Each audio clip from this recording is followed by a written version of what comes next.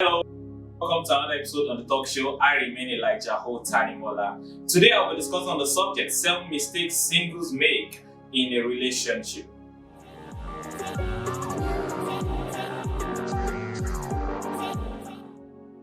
The first mistake is being too financially invested. What do I mean by this? I'm not saying that you shouldn't help your partner or you shouldn't support your partner in any way you can, but I'm saying that you shouldn't be too financially invested.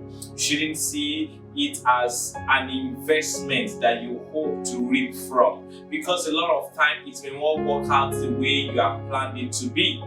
Don't be too financially invested. You shouldn't keep joint accounts when you are not married, legally married to that person. Don't try it. Don't try to go into a partnership business together because you are in a relationship. Because you are planning to get married does not mean that you should go into business partnership together. If you are to go into any business partnership together, you should have a legal document to clearly state your roles, your responsibilities, and your part in that business. You shouldn't do it. You shouldn't assume that you are now married because you are planning to get married, because you're in a relationship and you hope to get married someday. Don't be too financially invested. A lot of singles have made this mistake and it has cost them a lot in their lives. In fact, it has put them in a position that they find it difficult to actually forgive that partner because the partner says he or she is no longer interested in the relationship. Don't buy assets in the name of your partner before you get married. Don't buy assets in her name. Don't buy assets in his name. Don't assume, a lot of time that people say, we are planning to get married, so we could do this together. I could buy this asset in his name. I could buy this asset in her name. Don't make that mistake. A fiance or a fiancé is not the same thing as your husband or your wife. They are two different things. I understand that you are planning to get married, but make it legal first. Before you go into this heavy financial investment, make it a legal relationship, make it binding, get into the marriage first. Don't try it before you get into the marriage. Don't make that mistake. A lot of singles make this mistake. Don't be too financially invested. Don't start sponsoring his or her education because you hope to get married to him or her someday. A lot of people have been heartbroken this way, and they find it difficult to recover from it. You have sponsored our education, you have sponsored this education, and you hope that by the time it's done with that education, you finalize the whole thing and you seal the whole relationship and get married. And the guy gets into the university or into the institution of learning and finds someone more interesting, or she finds someone more interesting, and the whole thing becomes a marriage. And you feel, he owes me an obligation to get married to me. She owes me an obligation to get married to me. My dear, don't make that mistake. Don't be too financially invested before you get married. That's one of the mistakes singles make in their relationships. The second mistake singles make in their relationship is taking up a couple posture in the society. What do I mean by this? Love singles because they are in a relationship with this guy, they are in a relationship with this lady, and they feel, we are planning to get married, so let's take up that posture. In fact, they go to the extent of wearing the same clothes to events. They go to the extent of holding hands everywhere they go to. I'm not saying these things are bad or they are wrong, but I'm saying that a lot of people, because they are taking up this couple posture in society and things are not working out well in their relationship, they find it difficult to let go of that relationship. I've counseled quite a number of people, and one of the problems they have is, what will people say? The quote, what will people say? If we end this relationship now, what will people say? People that have known us together, people that have known us to be together, people that have admired our relationship on the outside, what will people say? So they find it difficult to let go of that relationship, even though they know that relationship, they have realized that relationship is not the right one for them.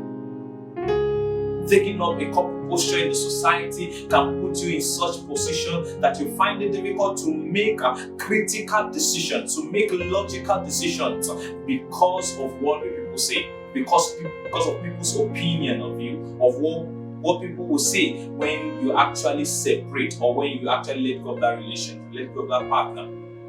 My dear, don't make that mistake. There's no crime making people know that you are in a relationship. That is fine. But don't take up a couple posture. Don't take up a couple posture that people already tagged you too much together that you find it difficult to see critically and make critical decisions. I once counseled a lady, and one of our problems was we have been together for 5 years and people have known us together. What will people say if I let go now? And it was obvious that she was in the wrong relationship. It was obvious that the things that are happening in that relationship warrant that she let go of that relationship. But she is in the tussle of what will people say. She found it difficult to actually let go of that relationship. Don't put yourself in that position. That's one of the mistakes that singles make in their relationship. The third mistake is being sexually invested. Physical investment, sexual investment has a lot to do with marriage. God ordained sexual investment, sexual intercourse, sexual intimacy for the marriage institution. The moment you start doing that, introducing that into your relationship before marriage, then you feel a sense of obligation to remain in that relationship. You feel this guy has known me inside out. If I let go now, then I'm a loser. Now I'm not condemning you because you have made that mistake, but I'm saying that if you have not made that mistake, don't make that mistake. Even if you have made that mistake, correct your mistake and move on. Don't repeat the same mistake. Don't be sexually invested. Oh, sex is pleasure, sex is fun, no doubt about that. But there's a reason why God reserved sex for the marriage institution. It's to preserve your emotional sanity, to preserve your intellectual sanity, to preserve you from the turmoil of heartbreak. Because a lot of people, one of the pains they have when their relationship when they cannot go ahead with their relationship anymore, is one of the pains they have is their sexual investment in that relationship. That's one of the pains, one of the tough pains that they have. But the guy says he's no longer interested in the relationship. It is easier for them to move on if they have not been sexually invested. But because they have been sexually invested, they feel they have been used. They feel used. They feel this is the place I need to be, who will accept me again. They feel a sense of obligation to remain in that relationship even though that relationship is toxic. I've seen single ladies that are in a relationship because they have been sexually invested. The guy is abusing them physically and yet they remain in that relationship. Why? Because they have been sexually invested. They have been too sexually invested in that relationship to summon the courage to let go of that partner. That's one of the mistakes single ladies, singles make in their relationship. Don't be sexually invested. You could even be a guy. Don't be sexually invested. The fourth mistake singles make in their relationship is introducing him or her, introducing your partner too early to very important personalities in your life. Introducing your partner too early to very important personalities in your life. I know people have said if he or she doesn't introduce you to important personalities in your life, then you should watch out for it. I've also said it. It is very important too. But I'm saying that you should not introduce your partner too early to very important personalities in your life. I mean, personalities in your life that you know that your integrity is important before them. I've seen people that have been in the wrong, that have have remained in a wrong relationship because they don't want to look stupid on the face of the important people in their life that they have introduced their partners. They feel they are just managing that relationship. I want to tell you something. Please make up your mind. It is after you have made up your mind and you have resolved certain things, certain critical things, before you go ahead to introduce that partner to very important personalities in your life. In fact, there are parents that will say, don't introduce any guy to me, don't introduce any lady to me if you are not ready to marry that person. So by the time they introduce the person too early and they find out and they figure out on the long run in the relationship that this person is not right for me, there are certain character defects and things like that, and about that time they find it difficult to go back to those very important personalities in their lives and say, no, this is that person, I'm no longer interested in that person. They find it difficult. So they remain in that relationship, managing it and trying to blend with it, trying to patch it up. It doesn't want it. You shouldn't find yourself in that position. That's one of the mistakes singles make in their relationship. And that's caused a lot of people to manage their partners, to endure their partners even before they get into the marriage. So there are people that are married now that the mistake they made, the reason they went ahead with that relationship, with that marriage, was because they have introduced their partners to the very important personalities in their life that they cannot go back and say, I've changed my mind. Now I want to say on the other side that even if you have introduced that person to very important personalities in your life and now you found out that this person is not right for me, my dear, please summon the courage to go back to them and say, I've made a mistake. This is not who I am. Explain it to them. Because it is not worth it. It is not worth enduring that partner. Marriage is a lifetime deal. How many years do you want to endure that partner? How many years do you want to patch that relationship? How many years do you want to manage that person? So summon the courage. And if you have not done that, if you are just entering into a relationship or you are about to enter into a relationship, don't make the mistake of introducing your partner too early to very important personalities in your life. Before you go ahead and introduce that partner to very important personalities in your life, make sure that you have thrashed out the real things in that relationship. Make sure that you have come to the place of conclusion and you have said that this is the right person for me, and you have made up your mind with commitment and dedication to go ahead with that person to marriage.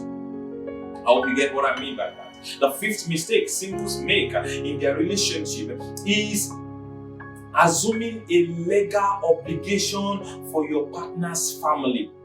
A lot of people make this mistake. You assume that you have a legal obligation to your partner's family. I am not saying that you should not love them. I'm not saying that you should not have a good relationship with them. But don't put yourself in a position that you assume you have a legal obligation to their family, to your partner's family. Don't start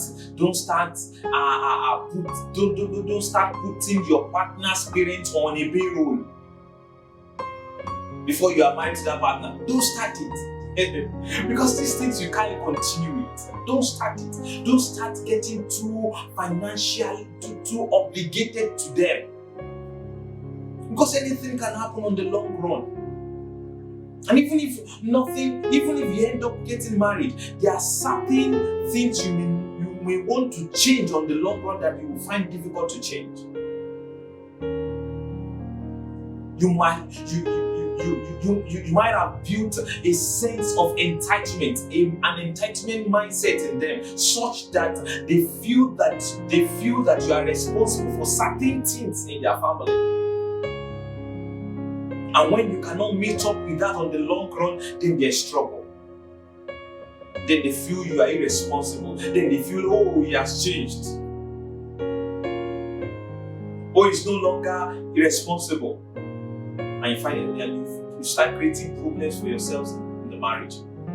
Another thing is Another danger in this is it can actually make you to have unwarranted third-party influence in your marriage if you end up getting married to that partner. So don't assume a legal obligation for your partner's family yet.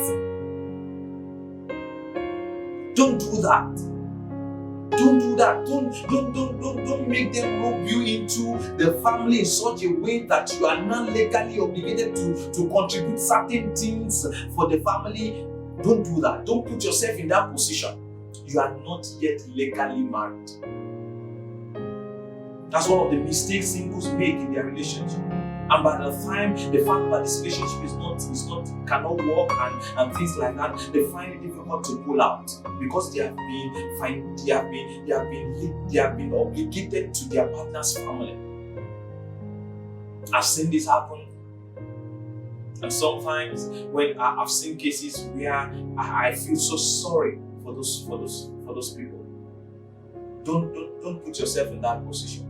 The sixth mistake singles make in their relationship is avoiding reality discussions early in their relationship. Don't avoid reality discussions early in your relationship. Now, I'm not saying that you should bombard your partner with your do's and don'ts and trying to adjust everything at once and trying to choke your partner. That would not work. That relationship will not work.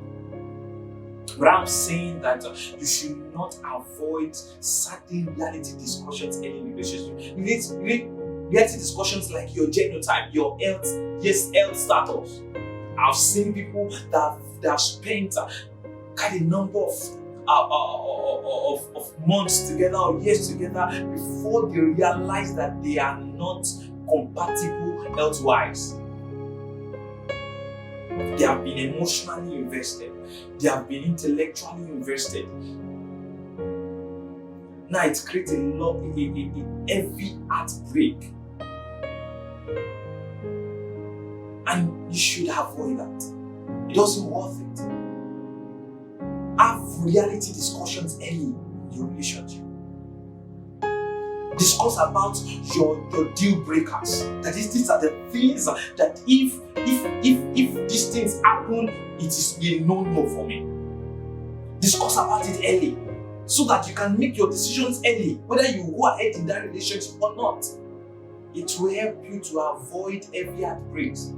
It will also help you to avoid managing that relationship even though you know it can't work. A lot, because they didn't have reality discussions early in their relationship. They have now grown so much in that relationship. They have been emotionally invested, they have been intellectually invested, they have been spiritually invested, such that they have been so bonded that they now find it difficult to let go, even though they knew that these things are deal breakers. They are trying to force it. They are trying to manage it. They are trying to enjoy it. It doesn't work. Marriage is not something that you should go into with a sense of managing it. There are a lot of responsibilities in marriage that you cannot avoid to carry the burden of enduring your partner or managing your partner. You must understand.